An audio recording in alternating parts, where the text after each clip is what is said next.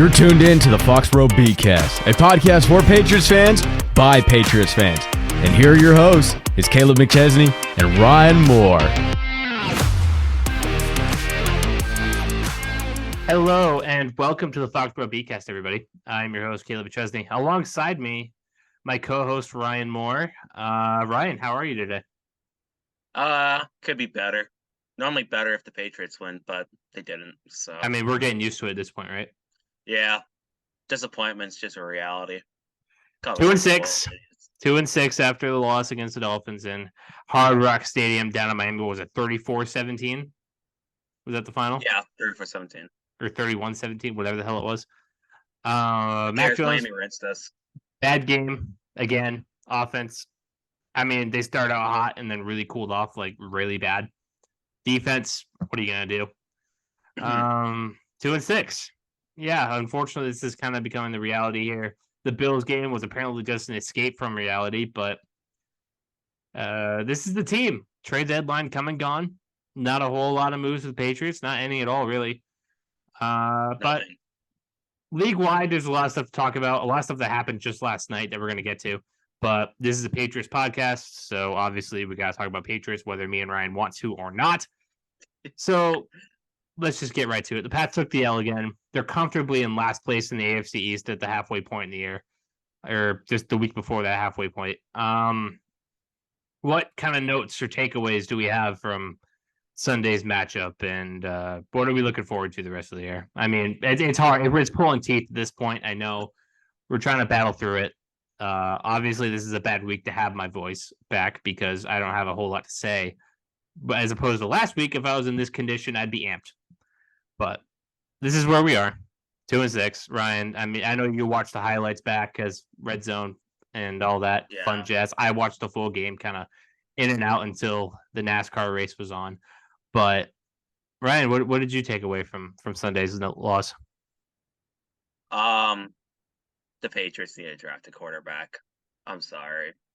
I can't watch Mac do it anymore, dude. The throw he had, off his back foot. Which one? There's 100 of them. Off on an out route. He throws off his back foot all the time now. Dude, you don't have the fucking physical abilities to do that. You are not Patrick Mahomes. You're not 2011 Aaron Rodgers. Know your fucking role. He's not even 40-year-old Aaron Rodgers. Yeah.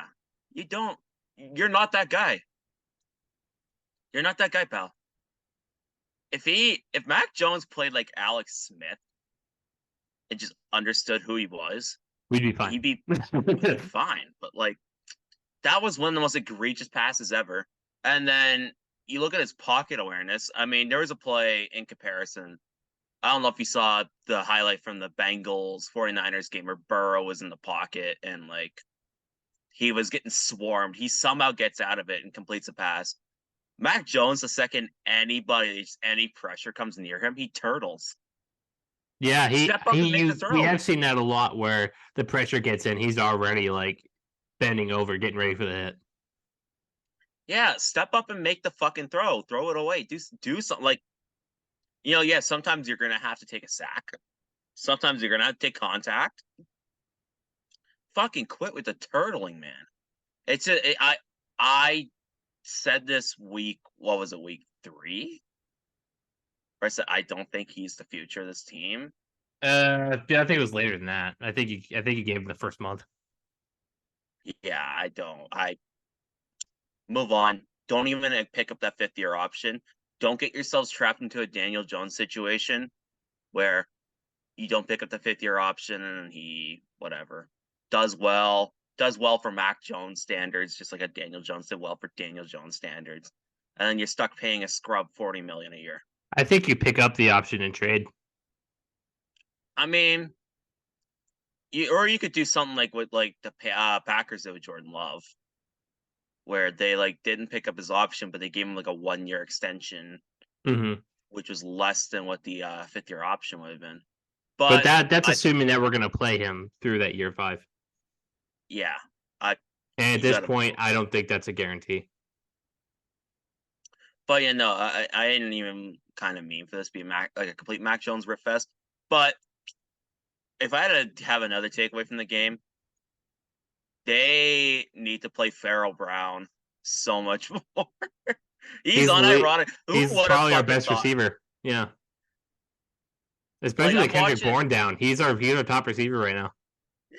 He's their highest graded player on PFF, and I know people think PFF's like football astrology, whatever the fuck. I don't, Football astrology, that's a new one. Yeah.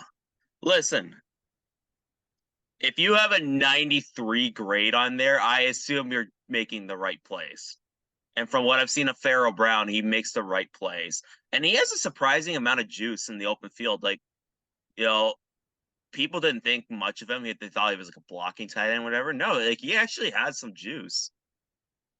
I think right now he's a better tight end than Henry and Gesicki, as crazy as that sounds. And like I said, who would have thought? This is a guy that like they picked up off of like the freaking like basically at the street. Like he was a free agent like heading into the season or something. Or like a week before the season. Thank you, Bill O'Brien, for that one. If it wasn't for the familiarity. But yeah, this is the state of the Patriots season. I'm excited about Farrell Brown. Yep. So let me frame it in a different way. Because I'm still residing to my point that the season isn't over until we have the eliminated next to our name. But what do you see is like the biggest difference between last week's win against Buffalo and this week's loss against Miami? Because I thought we're looking at two very different teams, but I can't put my finger on what was really different. I mean, is Miami just that much better than Buffalo? Did something change in the game plan? Were we just more confident? What was really the big difference that you saw? I think Miami's highs are better than Buffalo's highs. It's true. Buffalo's a little more inconsistent. Or Buffalo, like they can be world beaters, but like they're way more inconsistent. They're a high and low team. Mm-hmm. Whereas Miami's more steady, more efficient. But Miami's has a higher ceiling as a football team than Buffalo does. I think as well, New England, for the majority of the game in the Buffalo game, they didn't shoot themselves in the foot as much as they were doing in the Miami game. Didn't we get out to a 7-point lead in Miami? Yeah. Kendrick Bourne, which we'll talk about, a little bit later, I guess. Yep. God, we're doing that a lot. We're just like, we'll talk about that, and then it's strong groan. Yeah, we'll talk about it. Season-ending injury. Fuck. Yep. That's like three of the best players now.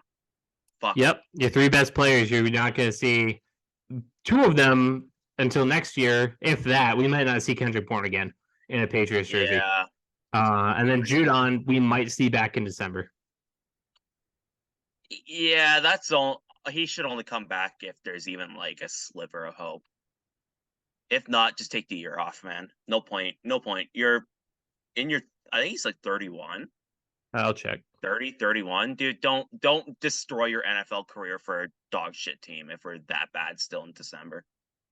He is 31. Yep. Yeah. Don't Matthew, I like you. Don't ruin your career. Because one re-tear of that bicep and it's not gonna be hard to come back from that. Yep. Yeah. But yeah, the difference between last week and this week. It's just Buffalo is inconsistent. New England played a good game plan that week. They didn't shoot.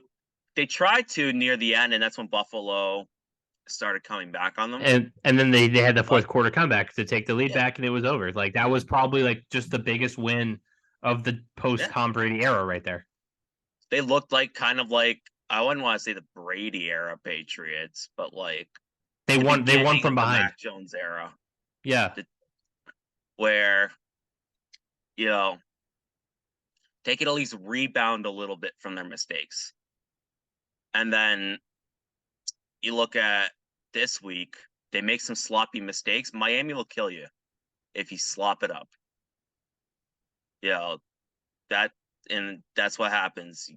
get some drive killers. Like I saw Mac Jones, he turtled on a play where Miami's pressure came in a little quickly, and then they had to settle for 3. You can't do that against Miami. You can't turtle against these guys because you settle for 3 against Miami. What's Miami gonna do? They're home run hitters. And they were able to contain that in week 1, or not week 1, week 2 in the home game. But this game, they just looked.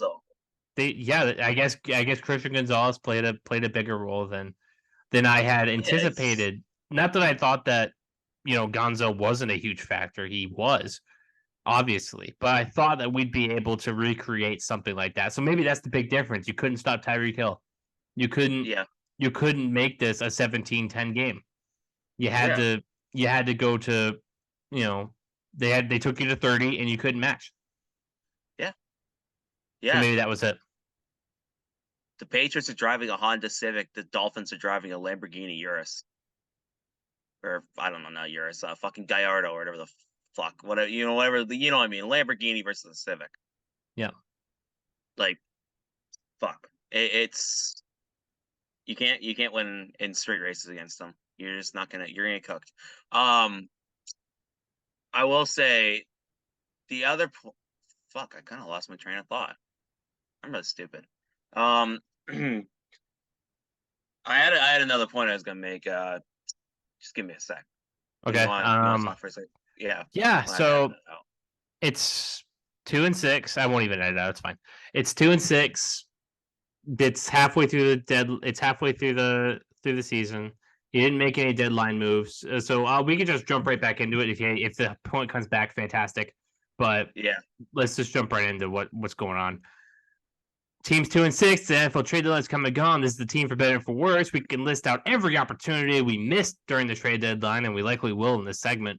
But the Patriots schedule has hit its easy portion.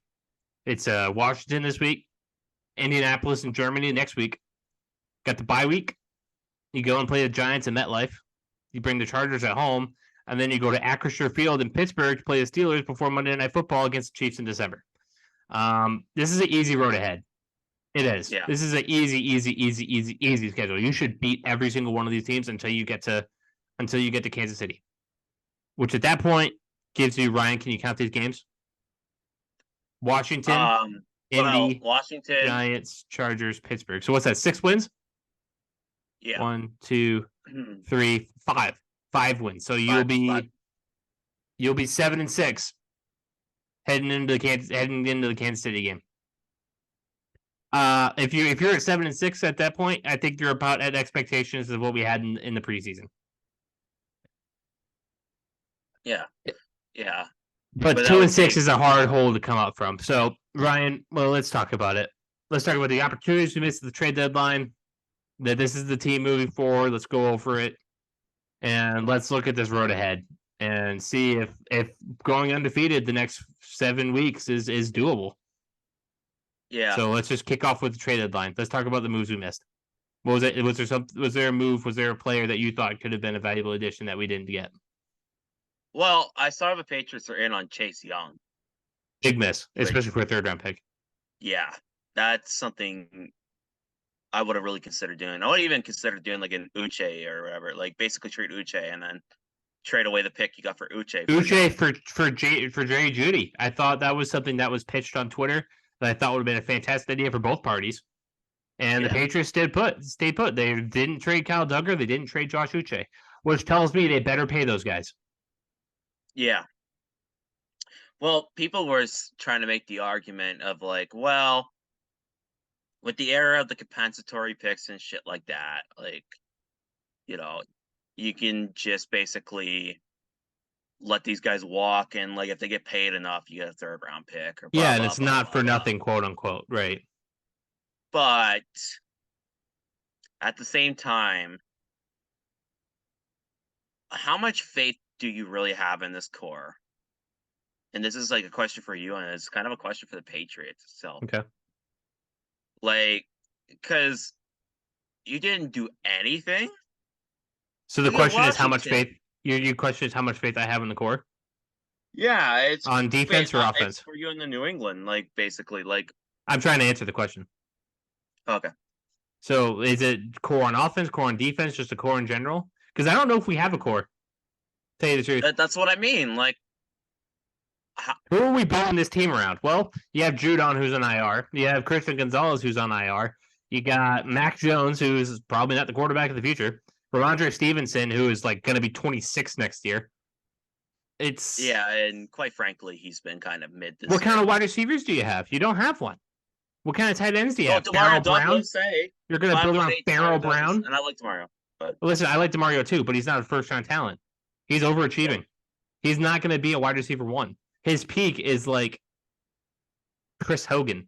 And I'm not saying that like Chris Hogan as a player, but that kind of player, that wide receiver like 2. Hogan. Yeah, that wide receiver 2, 3. Like he's not your first option. He shouldn't be your first option. He's only your first option because you're so desperate. If he ever becomes that and he way outperforms it, you got an incredible draft steal. That's credit to you. But he's still not the number one receiver we talk about. He is not the DeAndre Hopkins of the world. He's not Tyreek Hill. He's not Justin Jefferson, Jalen Waddle, Devontae Smith, AJ Brown. I mean, I could go on and on and on and on and on. You don't have that guy. And what do you have on this offense that other teams are envious of? What do you have on this team? It's Christian Gonzalez, and he's hurt. Yeah. Matt Judon, and he's hurt. Kyle Duggar, he's going to be 28 off his rookie contract. What does this team have? It's not a core. You have a bunch of pieces. You have a bunch of names. No real oomph. Nothing to get excited about. Nothing that sells the jerseys. So you stood pat on an average core. And not even average core. It's below average core. Nothing. It's kind of just a team of nothing. It kind of like... I'm trying to like think of a comparison here that I can make to a team that was just so faceless. Maybe the 2014 Jaguars. Or 2013 Jaguars. Like, it's this kind of team. Can you name a player on the 2013 Jaguars that was any good? Paul Posluszny. That was your guy. Was Calais Campbell there, or was he in Arizona? Or no, he got signed later. Calais Campbell signed in Jacksonville. Their wide receiver 1 back then was like Allen Hurns. Not even Allen Hurns came around in 2014. It was supposed to be Justin Blackmon, but Justin Blackmon had a lot of issues. You know what? Just for the sake of the argument, Ryan, I need you to keep talking. I'm gonna pull up this 2013 Jaguars depth chart. And we're gonna see if we can, if I can run you through the ringer here, you and your brain, and see if we could talk about who was on this team. My brain forgot his I've got it earlier. All right, so the Jaguars played 2 quarterbacks in 2013. Can you name them? Oh man, this was Chad Henne, one of them. Chad Henne was one of them. He went 4-9, played 13 games. Okay. Who was the other? Blaine Gabbert. I believe it was his rookie year. If not, it was very early on in his career, but yes, it was Blaine Gabbert. Okay. Both were terrible. Blaine Gabbert, 1 touchdown, 7 picks. Chad Henne, 13 touchdowns, 14 picks. Respect the best Brady back. The Jaguars are even better than you. You know why? They had Maurice Jones-Drew. Oh my god, that was like MJD in his last year, I think, or one of his last years. No, this was damn near prime. Oh, actually, you know what? 2013, that was his last year. You're right. I was about to say this was prime MJD, but it wasn't. It was 1 year before he went to Vegas. Was the mid 2000s, late 2000s. Can you name their leading receiver? Oh. You might have had him in a Madden 16 draft champions game against me once or twice. Oh, Cecil Shorts. Cecil Shorts. Good job. And then you had Ace Sanders, you had Mike Brown, Clay Harbor, Justin Forsett. Patriot legend. Let's go. This is a bad offense. Yeah. But at least they had MJD and they had Mercedes Lewis. You don't even have that. Mercedes Lewis is still in the NFL today, by the way. That guy was drafted when I was a first grader. I'm 22, going on 23. Defensively, you had Paul Posluszny. Jonathan Cyprien in his rookie year. Jonathan Cyprien was a decent player. Jason Babin, Tyson Alualu, who I think spent some time in New England. I think Tyson Alualu went to Pittsburgh. There's a You're Steeler. right. You're right. Oh God. In the secondary, this is the 2013 Jaguars, everybody, just to remind you of what we're talking about here. In the secondary, you had Chris Proniski, Demetrius McCray, Dwight Lowry, Winston Guy, Mike Harris. That was your Dwayne Gratz, William Watch out, Blackman, Legion of Boom. Alan Ball. Can you name any of these guys? I can't. I have no idea who I these know people are. Demetrius McCray. I don't know anybody else there, man. You're the 2013 Jaguars. That's what you are, New England. Your 2013 Jaguars with Bill Belichick as your head coach. Bill Belichick is NPCs. Bill Belichick is the superstar of this team. Yeah. And that says a lot because Bill Belichick right now. On the hot seat, reportedly. Yeah. If not, the rumors are there. It's starting to murmur in Foxborough. You are the 2013 Jaguars. That's who you are. That's unbelievable to me. Yeah. Just You don't have a core. man. Yeah. And you stood pat on that. And you stood pat haven't on them. we Team that's nothing. You would think that after so many drafts at this point that you'd have something. And we don't. Well, we ran over it, right? They can't fucking draft. Is this just incompetence? Is this what we're looking at here? There's just incompetence. Bill Belichick is an incompetent GM. Is that the conversation that we're having? I think at this point, I think the game's passed Belichick by. Who's worse as a GM, Tom Coughlin or Bill Belichick? Oh. Well, I mean, Bill Belichick didn't have a bunch of NFLPA violations, so I mean, That's fair. Probably Belichick. I don't know. Shit versus garbage. Crusty old man versus crusty old man. I thought it was a fair comparison because we were talking about the Jaguars.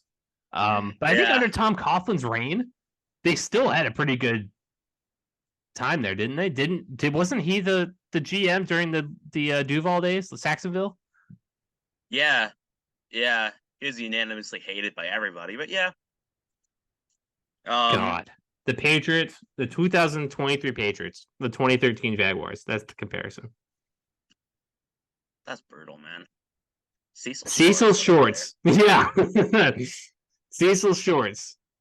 I mean, is DeMario Douglas our Cecil Shorts? Is that like what we're gonna do? No, DeMario Douglas is our God, who was another name that I had there? Goddamn he's your Ace Sanders. That's who DeMario Douglas is. He's your Ace Sanders. Oh, Ace Sanders. He's like a bronze on like Madden Ultimate Team, Madden Mobile, whatever the hell. Like, man. He only played 2 years in Jacksonville. You don't even have a Justin Blackman. You don't have a troubled wide receiver with some elite talent who just can't stay on the field. You don't even have that. Kendrick Bourne is your Cecil Shorts, and DeMario Douglas is your Ace Sanders, and Mac Jones is your Blaine Gabbert, who had 1 touchdown and 7 picks. Wolf. And you don't even have a Chad Henne. You don't have a Chad Henne that can play half decent football. Billy Zappi, bro. No, you had Brian Hoyer. You had that veteran. And where's Brian Hoyer now on the you lowly Raiders? You shipped him out because he didn't like what you were doing with Matt Patricia.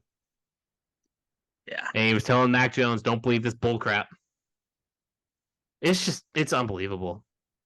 It's unbelievable what this team has become. It's such a far cry from where I thought we'd be when Brady left. And I hate to make this just a cry bitch fest, but it's bad. Look, what's there to celebrate?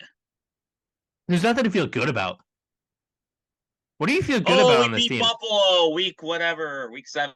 Yeah, that feels good. Bang the fucking throw the banner. It felt good, but like, is that what we've become? We have 6 Super Bowl banners fucking hanging up there, and we're gonna be like, let's throw the let's fly the banner because neither of us are demanding a Super Bowl championship out of this team. No, I just demand watchable football. I understand you don't have the greatest ever, so Super Bowls aren't going to be fucking easy anymore. But fuck, could you at least make the product watchable? Have an interesting season. Yeah. But 2021, that was your last interesting season, and it was a good season. Good year. A good year, and you got blown out in the wild card to a much better team. That's going to happen. It was really the true year one of that rebuild, because 2020 year was just the kind of just cutting the dead weight. Yeah. Then you went 2021, you had a great year. You had something to build off of there. You had a quarterback playing well. You had an offense that just needed a couple pieces. 2022, what do? You hire an incompetent coaching staff. You ruin your quarterback. It's just night. In round one. Okay, it's night and day. It's night and day difference between where we think this team should be. Coming out of 2021, 2022, if everything worked out, like say you hired Bill O'Brien a year early, you have a seamless transition. This team could be somewhere right now. This team could be top of the division, fighting with the Bills and fighting with the Dolphins. And you're 2-6 below the Jets. Yeah. The Jets, who have been forced to start Zach Wilson, by the way. And admittedly, they've looked okay with Zach Wilson. They have. Yeah. You can't look okay with Mac Jones. And I think everybody before this season was telling you, there's no fucking way that Mac Jones compares to Zach Wilson. Like, get out of here. Zach Wilson is awful. Worst quarterback in the league starting. Now, Mac Jones isn't the worst quarterback in the league starting. That belongs to Desmond Ridder, who just got benched. But God, I can't believe we did it again. We spent 20 minutes complaining about this team. Yeah. It's shameful. Really. Yeah. Fallen that far, man. Why do you think we're coming up with the B-sides? Because we want to talk about fun stuff. Yeah. I'd rather talk about my hockey team that's one of the most irrelevant in NHL history. The Columbus Blue Jackets, for those of you who don't know. Yeah. Than this fucking team. And we finished second last in the league last year, and I already have more optimism for that team than I do for the Patriots. That says something. That truly says something. There's no direction. There's no confidence. There's no pieces. What does Robert Kraft expect us to tune in for? What do the Krafts expect us to watch? We get to watch the big old fancy scoreboard. Nobody's going to the games anymore. They're all going to secondary market. You can get into a Patriots game for less than $100. Shit. This team is worth a fuck. I might go. You can get nosebleeds in Gillette for less than $100. Yeah. In the Brady era, if that ever happened, you'd be like, the sky is fucking falling. If that happened to Brady, it was a week 17 game and Brady wasn't playing. Yeah. It's like Garoppolo versus Bummy McBumfuck in Buffalo. Yeah. Yeah. EJ Manuel or whoever the fuck. God, that might have been Kyle Orton days. Yeah. It's just it's so miserable. Really. It takes the color out of my face. Which can take the color out of my face. Nothing's doing that. But let's get some color into our faces again. We got some fun stuff to talk. It was a fun week in the NFL. And it's going to be a fun week this week. Just not for us. We had the trade deadline that just came and went. Kirk Cousins, God, such horrible news. That's Cousins not really fun. tears his Achilles. The trade deadline happens. Obviously, a couple of moves. Washington just decided to blow it up. Montez Sweat going to Pittsburgh, right? Chicago. And then Chase Young is going to San Francisco? Yeah. God. I have some thoughts about the Montez Sweat trade, by the way. That is a fierce pass rush. And obviously, last night into this morning, we have the Raiders news. Josh McDaniels, Dave Ziegler, familiar faces, both fired from Las Vegas. Linebacker coach, what was his name? I think it's Antonio Pierce. That sounds right. Antonio Pierce takes over as the head coach. Another familiar face, Jimmy Garoppolo, my boy. You guys know I love him. We love Jimmy Garoppolo on this podcast. He's benched for Aiden O'Connell, AOC. And Taylor Heineke is going to be a starter in Atlanta. Bench and the Raiders. They also fired their OC. Yeah, Mick Lombardi, another familiar face, benched. So yeah, it's a lot to talk about. I think the Vegas thing will probably take up the majority of our conversation here. But Ryan, Well, I have some thoughts. you have other thoughts. Please go ahead before we just do our Raiders segment. What's his, the Bears GM? Ryan Poles, is it? Yep, He should be fired. the Bears GM. Yeah.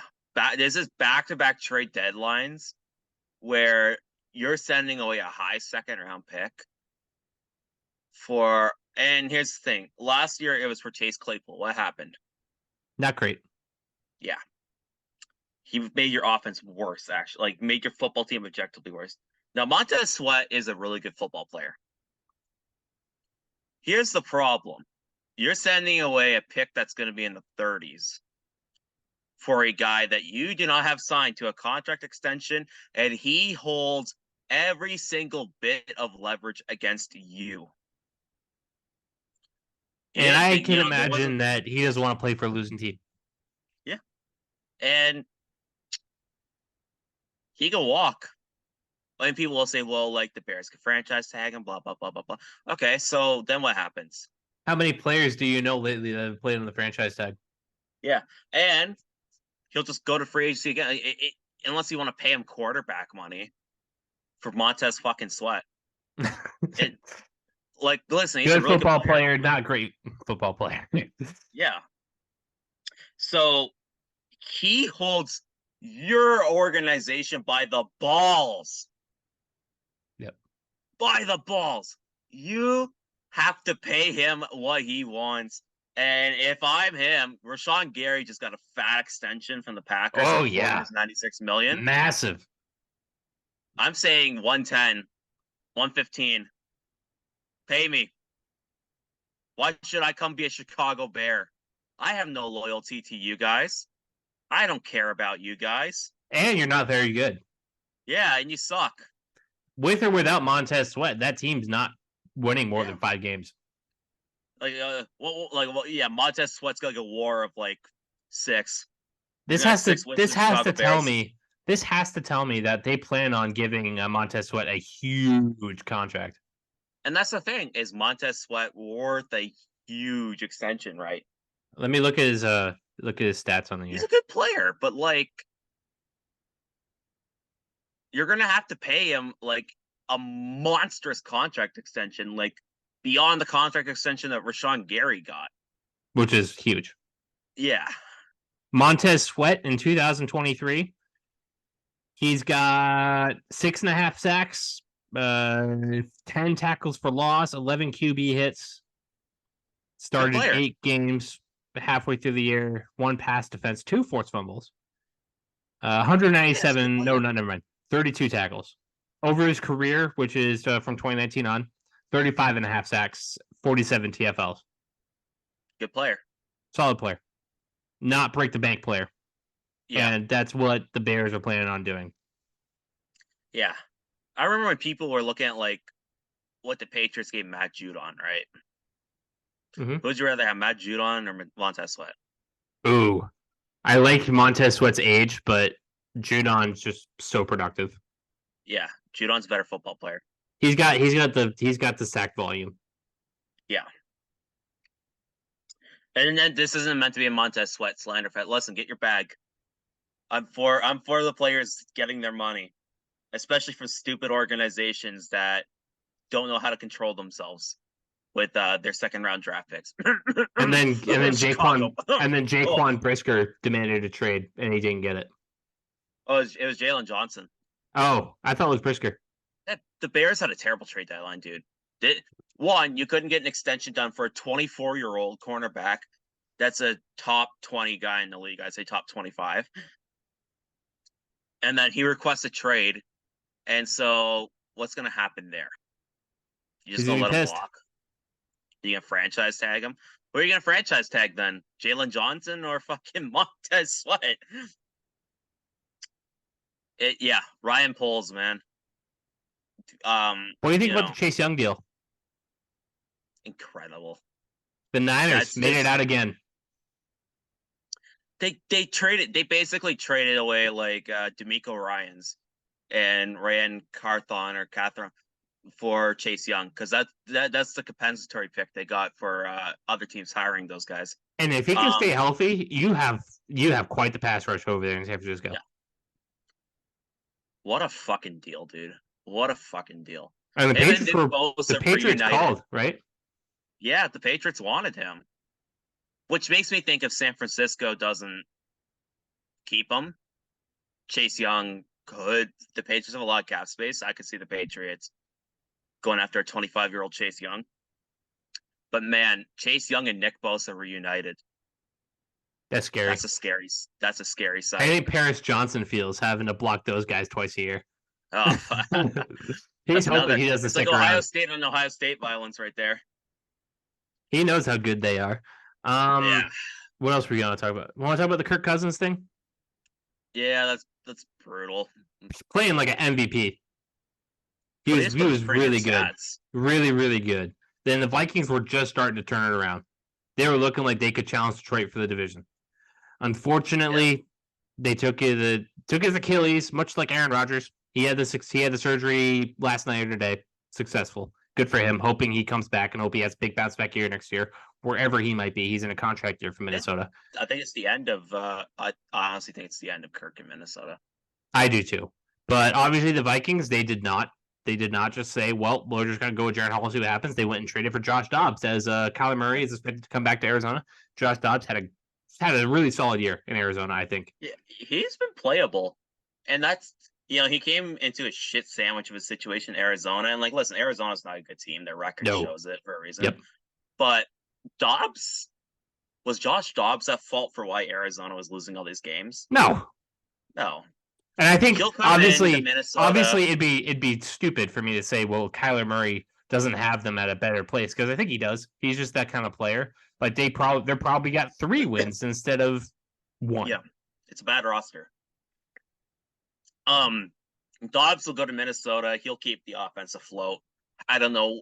He won't raise their ceiling, but he'll raise their floor enough to where they're not dead in the water. They can still be competitive. Yeah. Yeah. It sucks for Kirk. And I say this to someone that's not even a big Kirk Cousins fan, but watching that was brutal. That's okay. I'm a big Kirk Cousins fan. I'll carry the torch. I hope. I think it would be cool for him to get a chance to rebound in Minnesota, but I think Minnesota would be smart to try their options. Listen, if Minnesota finishes middle of the pack and they're picking at 18, bring back Kirk. Bring him back, draft a quarterback later, see what happens. Do something like Kirk Cousins and then maybe I guess Bo Nix or whatever. I don't know. Yeah. That's perfectly reasonable, I think. Yeah, but that's my take. I think Kirk should go back to Minnesota, and Minnesota should bring him back, so long as they don't have the second pick. If let's say Kirk walks, he's a 49er. I think that's going to happen. You don't think Purdy's been good enough to keep his job? Well, Purdy was looking great, but now he's getting a little bit exposed. I gotta stop cursing these guys, man. Yeah. So who's next? I don't know. I couldn't tell you. Well, we'll see in the picks, obviously. Is Sam Howell the next Tom Brady? You already cursed Sam Howell. Yeah. Let's talk about the Raiders thing. A lot of Patriots influence in there. The Raiders cleaned house last night. Josh McDaniels, head coach, gone. Dave Ziegler, gone. Mick Lombardi, gone. Jimmy Garoppolo, benched. Yeah. It's looking like a crazy. It's going crazy in Las Vegas, and I think me and Ryan could have told you that as soon as Josh McDaniels was hired. He's not a head coach. He's a very solid offensive coordinator, so long as he has a Belichickian figure to make sure he doesn't do anything stupid. Yeah, and he showed himself again, and I like Josh. I think he's more than a solid coach, but he's not head coach material, and no. Some guys are meant to be coordinators. Before I ask the $1 million question that I asked on Foxboro Beat last night, I will just set the table for you. What do you make of this Raiders situation? Just in general, give you the oversight of what's going on there, what you think, and what you think the future might be. It wouldn't shock me if they end up with Kaleb Williams, quite frankly, or Drake May. This is a really bad football team, and really bad football organization, quite frankly. And they've been a bad football organization since Al Davis's later years and obviously the entire tenure of Mark Davis. The Raiders, they always look for these home run hits. They go with the flashy. We're the Raiders. We need flash. And it burns them every fucking time because they don't understand how a football operation is built. And it's shown basically, like I said, since Al Davis's later years. If you look how bad the Raiders are drafting and shit back then, Oh, yeah. fucking brutal. Hasn't gotten much better either. How bad Like they've I'm been just drafting now. I'm trying to think of like their best pick of like the last 5 years. Henry Ruggs, quite frankly. And what's Henry Ruggs Really? doing right It's now? that bad? Well, think about it. In 2019, they could have had Josh Allen, the pass rusher. Who did they take instead? Cleveland fucking Furl. Yeah, because Gruden wanted a locker room guy. I remember that. Yeah. We're getting up. This is what I mean by like they go out their flashy names. John Gruden and Mike Mayock. Remember that era? Yep. All right, Oh, I got the Raiders draft classes of the last handful of years here. Want to go back to say the Carr year? So 2014? Yep. Okay. So you got Khalil Mack, Derek Carr. Khalil Mack was great. Then you traded him. Runs. Had to do it. And Derek Carr was the best quarterback of that team's history. I don't think it's close. Yeah, the next year, Ken Stabler.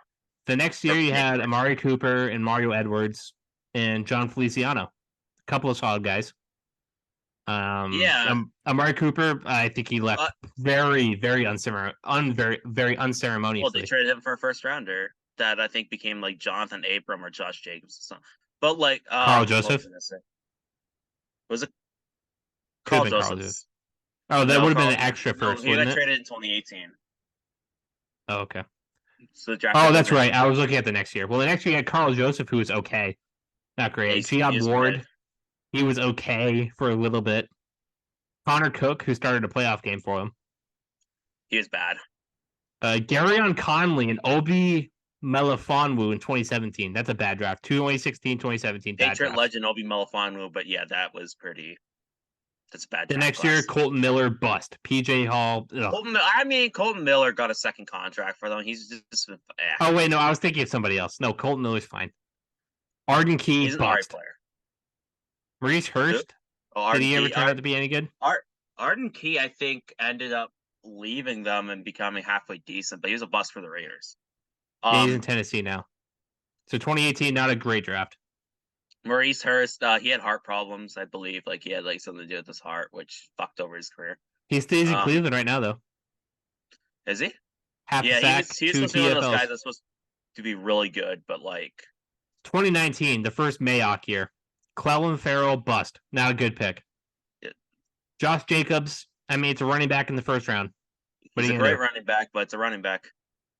Jonathan Abram, okay. Bust. Really? He's a bust. Yeah, he is a bust for the Raiders, yeah. Okay.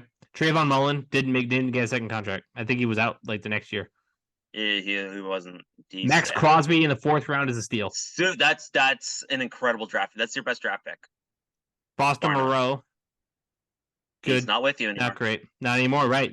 Hunter Renfrow, you've been wanting to trade him for years. You had him looking like a stud, and then what happens? 2020 is a stinker. 2020 is a stinker. Oh, it's Damon Arnett and Henry Ruggs. Lynn Bowden, Brian Edwards. Ugh.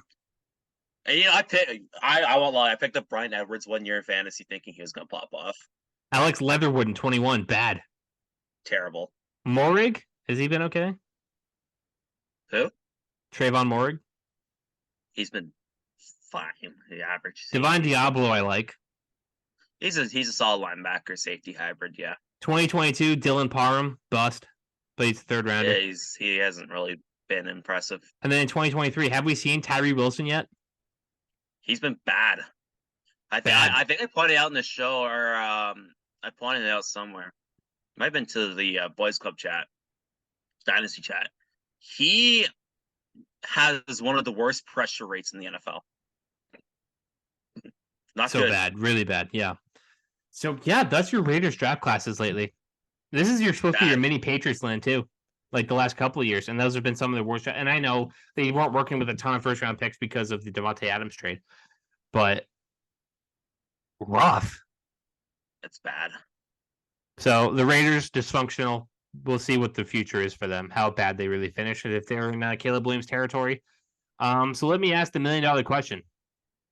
Josh McDaniels back to New England. Could you see it? Sure. Do you want it? I would kind of prefer just a whole entire clean slate, but okay. Well, assuming that Belichick is here next year. Yeah, because there were rumors. I mean, if you want to talk about them earlier, this year that Bill O'Brien might head to Michigan State or something like that. Yep. In the offseason, go back to the college world, where honestly he might be best suited for college football at this point. Like that feels more his style. But yeah, I mean, listen, Josh is a good OC. I ragged on for years. Until we saw how bad it really got. Yeah. Yeah, it's kind of like you don't appreciate something until it's gone. But I would just kind of prefer just a clean slate thing. And that's just my preference. No, I agree. But assuming that Bill's here, I think McDaniels, you bring it back, it'll be fine. Yeah, it'll be Josh returning for the billionth time. And again, he's on a 4 years on Raider pay. So yeah, we like our cheap labor. I don't know if it gets voided if you sign somewhere else. The Patriots are so bad, I'm getting sleepy. I do wonder if that contract gets voided, because you take another job with the team. I wonder if it's taking a head coaching job though. Which I think it's a promotion. Like if it's a promotion or equal. If it's all right, that would make sense. If it's an OC, like it was Patricia last year, or in the last couple of years, where you didn't give him a promotion from head coach because there is none, so they have to pay. Well, if you do that, you're fucking stupid. Yeah, right. And he's over in Philadelphia now, coaching a defense that just gave up 30 to the Commanders. But speaking of Sam Howell next Tom Brady.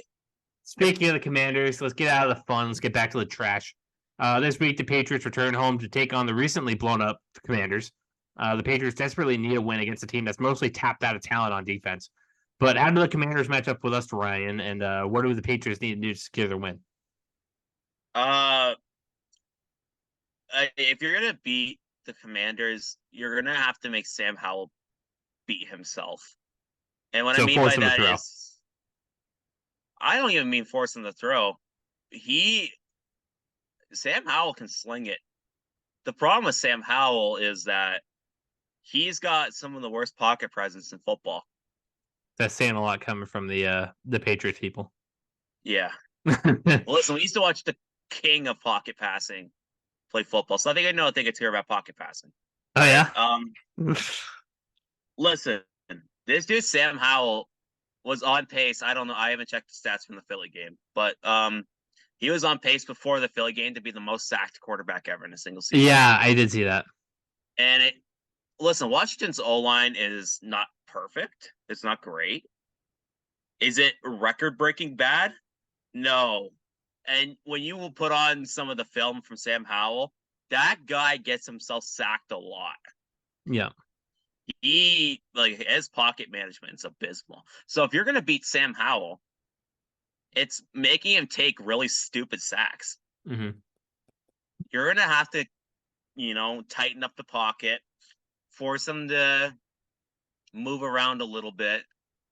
And this is a week where I could see Christian Barmore having a big week. Because if you collapse that interior, what's going to happen? Sam Howell's going to do something stupid. Mm-hmm. So that's how you beat Washington.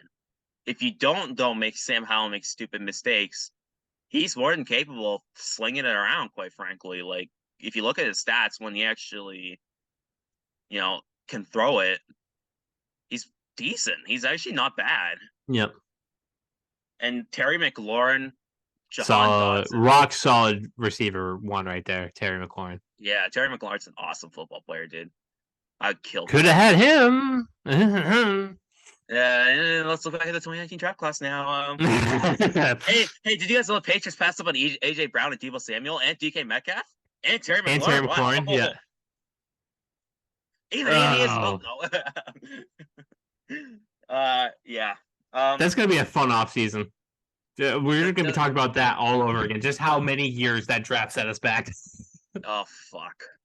Could I do have like a glass of bourbon beside me this time? Like we're gonna redraft 2019 is what we're gonna do. We should honestly do Patriot redrafts and see how much better this football team would be. That's gonna be a nice offseason episode. But yeah, defensively, I mean, shit, they just traded half their D line. They still have. That's what I'm saying. The Jonathan Allen Patriots should be able to throw the ball this week. Granted, though, Jonathan Allen and Deron Payne are good players, but I looked at the edge rushers the Washington Commanders have now, and I couldn't pick any of these guys out of a lineup. No. I would have to find the tweet. If you want to talk for a sec, I can. It's rough. Dude, it's. So we should be able to pass the ball and run to the outside. Yeah. It. Do they call Chase Winovich out of retirement? You're going to have to attack the outside of the field. The secondary, from what I remember, isn't great either. They got some players that I like. It's been pretty bad. They took Forbes. They took Emmanuel Forbes, and he sucks. And then they got my guy Benjamin St. Just out of Minnesota. Yeah, who also kind of sucks. Oh, so we should really be able to throw the ball. All right, you got the lineups. All right, here we go. The current edge rushers for the Washington Commanders: James Smith-Williams. Who? Casey Toohill. What? Andre Jones. Yeah. And I do know this guy, but that's because I used to follow college football recruiting, and he was highly recruited. KJ Henry. I still don't know him. He went to Clemson. That's why. Top recruit in my high school class. I remember that. Yeah. Rough. Yeah. Can be pretty. Those are Washington's pure edge rushers. So the Patriots should be able to throw the ball. Yeah, and the interior O line really needs to step up this week because Jonathan Allen and Deron Payne are their only killers on that D line. Yeah, and they're really good killers. Yeah, they're awesome football players. So yeah, that's it. No excuses. There's no excuses this week, quite frankly. I think the Patriots should beat the Commanders. Yeah, and if you don't, well, shit. Then I might get off of the season isn't over until the I might get off that train. We might see Kaleb punch the computer screen mid podcast. Sorry guys, podcast is over. I broke my computer. I don't want to talk about it. Sorry. We're going to the B-sides. Yeah. I can't wait to start the B-sides. Thinking of Tristan who got sick this week, so we're not going to start it this week. But we got to start talking about when we're going to start it and the things we want to talk about. But yeah, that's for the off air. For now, we got our picks. Week 8, 9, whatever week this is. Yeah. We got our week 9 pick 'em. In week 8, Ryan beat me with a score of 11-10. I think. I don't know. I didn't think I counted the primetime games. It could be 12-14 or something. I can do that quickly, actually. I know you beat me by 1 because we had the same picks for the night games. Let me see. So that's going to be 11-12 is what you beat me with. But right. we're moving on. Something about moving on and getting over. First up, the Tennessee Titans on Thursday Night Football, starting Will Levis, are going to go into Pittsburgh to take on the Steelers. Ryan, who do you got in this one? Well, Will Levis looked incredible. Yeah, he did. But I do think Pittsburgh, their pass rush is nasty. When you go into Acrisure, whatever the fuck it's called, who cares? Mm-hmm. I'll always call it Hines until the day I die. But when you go into Hines, and I know Pittsburgh's offense is so bleak, abysmal, uninspiring, I think TJ Watt and them are going to make it a pretty miserable game for the Tennessee Titans. It's going to be just a miserable, shitty football game, quite frankly. I'm not looking forward to it. Might not even watch it, to tell the truth. Give me Pittsburgh. I agree, and I will look at what's going on Thursday in sports. My Phoenix Suns playing on Thursday. My Blue Jackets are playing Thursday night. They lost to the goddamn. That was a bad loss last night. Yeah, I don't know what to make of that. Like, you choked it. Is Kevin Durant washed? You choked it, and I get it. The refs kind of screwed you at the end there with the slap to Kevin Durant's face, but you can't let the Spurs back into that game. What are you doing? But the Suns do play. They do play versus the world. The Suns do play on Thursday. They're taking on the Spurs again at home. Oh, rematch. There you go. Don't fucking lose this game, Phoenix. As for the Bruins, because this is a Boston podcast, Boston Bruins, who do you got? Do you play tomorrow? Yep, they got the Maple Leafs. Ooh. Oh, that's gonna be good. Bruins versus Toronto is a must watch. So that's kind of my that's my Thursday night slate. You got the Bruins at 7:30, the Suns at 10. Yeah, I'm watching my Blue Jackets tomorrow night. I'll tell you. Go Blue Jackets, go Bruins, go Suns. Let's push for the agenda, damn it. Earmuffs, Kaleb, go Celtics. Boston. Up next. Ooh, this is the game of the week. Game of the week in Germany. 9:30 a.m. Yeah. They wasted this. They wasted this window. I'll be hungover, but yeah. The Dolphins are going to Germany, take on Kansas City. This is going to be such a good game. Such a good game. Kansas City coming off of a weird loss to the Broncos. First time that's happened since the Obama administration. Literally. Who do you got in this one?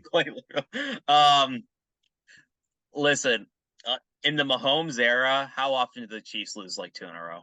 They did it once last year. Yeah, give me Kansas City. I'm taking the Dolphins. I am riding with the fish, damn it. I'm a believer. This is the best team in football, and they're going to prove it to me. I'm a believer in Mahomes. I'm not a believer in Kansas City. I think eventually something about Kansas City's receiver room is going to cost them. Oh, listen, this is their 2006 Patriots year. Don't get me wrong. It's going to cost them. Patriots still won regular season games, so it's going to cost them eventually. And against a good team like Miami, who has a great secondary when it's healthy. Yeah, when we get to the playoffs, trust me, it'll get fascinating. But I think regular season wise, it's hard to bet against Kansas City still. And it's in Germany, so it's weird. Yeah. I'll take Miami still, though. I have faith in that team. Probably my favorite team to watch in football, and that's saying a lot because it's the AFC East division rival, but they're just so fun. Yeah, they're a pretty electric team. And Mike McDaniel, I wish he was our head coach. I feel like he doesn't fit the culture of New England, though. Like, well, that's why I love it, because I don't fit the culture of New England. Someone at WEEI, like some radio caller, be like, "Who is this fucking dude?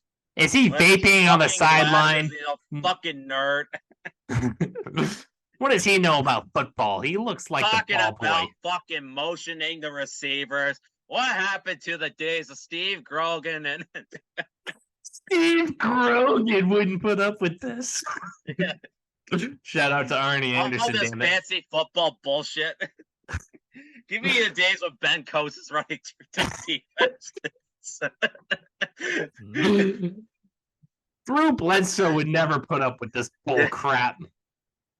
You think the 2001 Patriots would tolerate this shit? I miss my gritty Patriots. Oh, man. Oh, boy.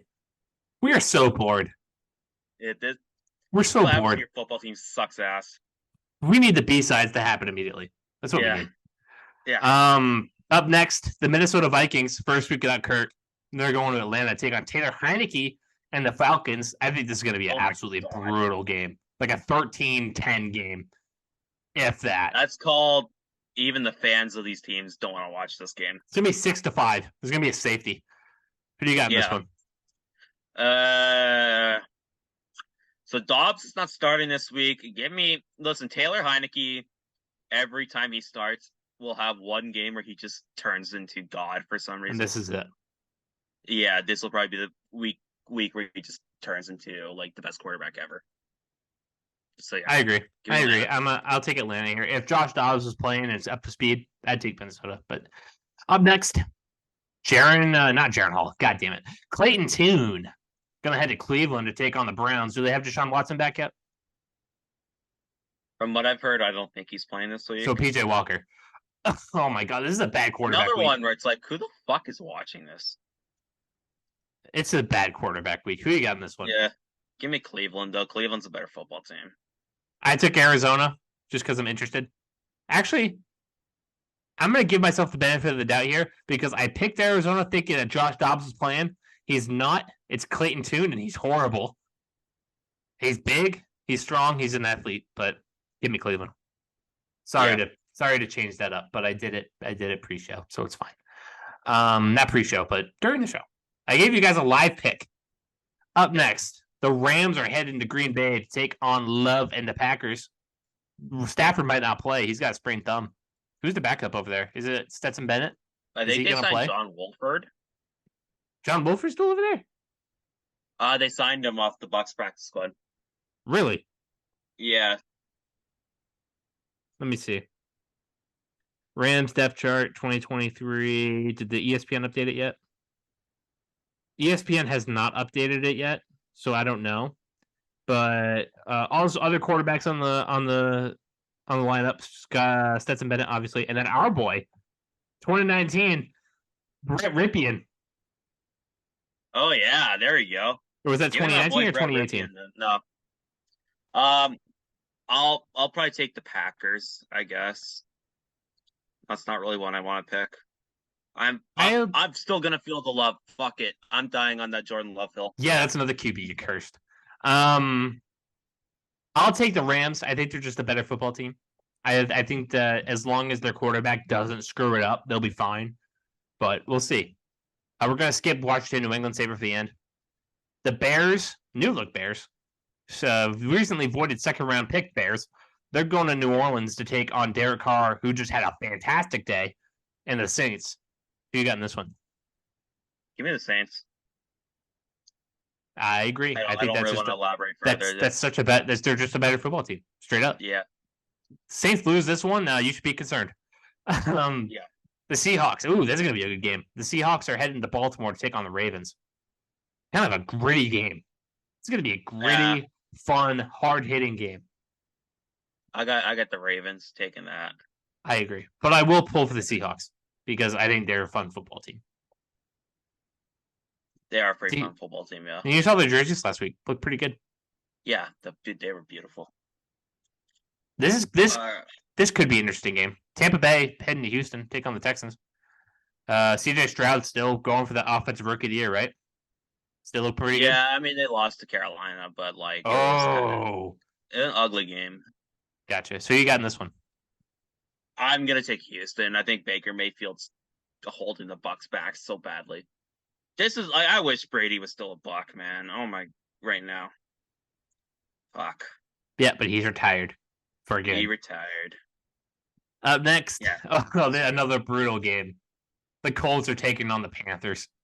Gardner Minshew versus that tragic Panthers team. Look, they need a wide receiver. They do. Give me the Colts. Really? Well, I mean, they're going to get carried so hard by Jonathan Taylor and Zach Moss, I guess. Dude, these games kind of, like, some of these games are just It's a bad slate. It's a bad slate. Yeah. I'm taking Carolina. I just think they got more going for them, believe it or not. When you have a young quarterback, I think you got a lot going for you. It's just bad. I'm not inspired. Another bad game. Oh my fucking god, dude. The Giants are headed to Vegas. Listen. The Giants are the only team Vegas could play and still be favorites when they fire their coach, fire their GM, and bench their quarterback.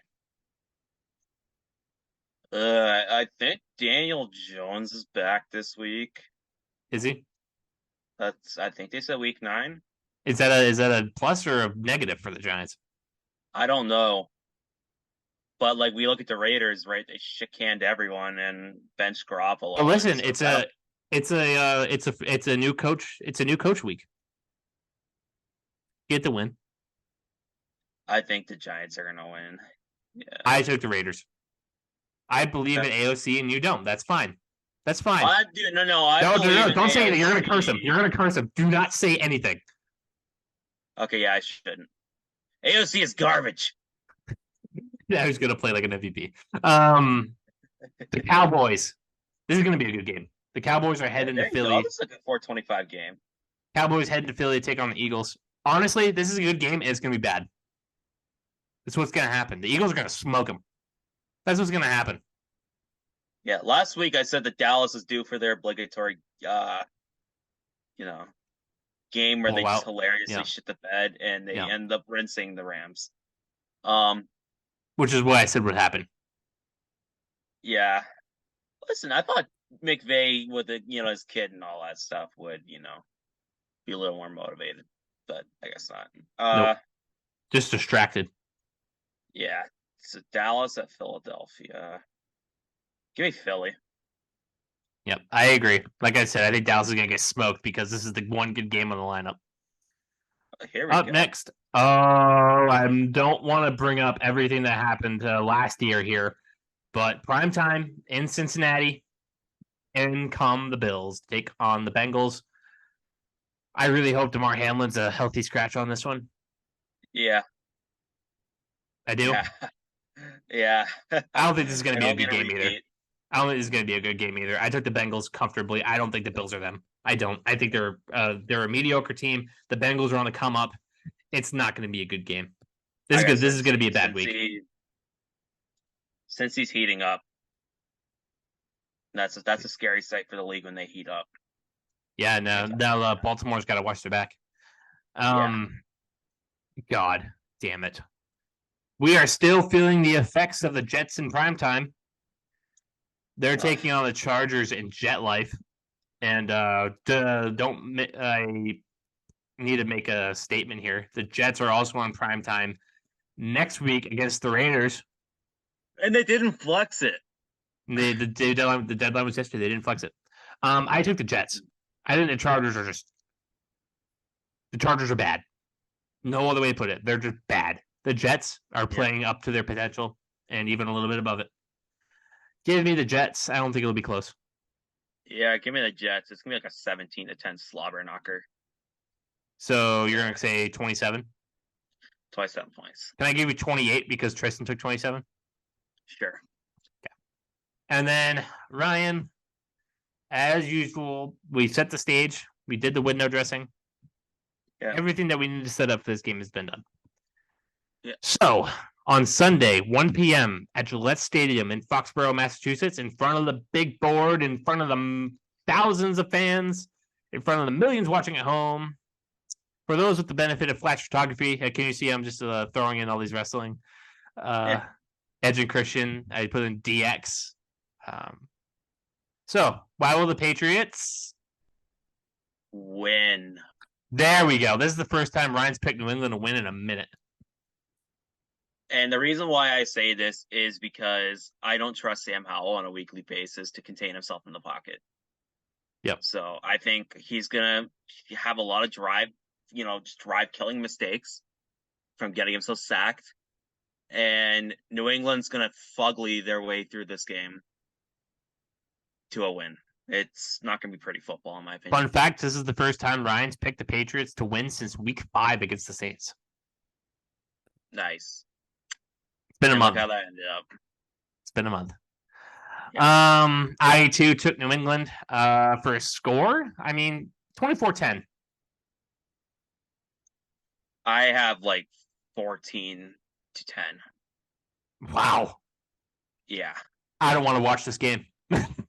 I don't either, quite frankly, but listen, we decided to do this.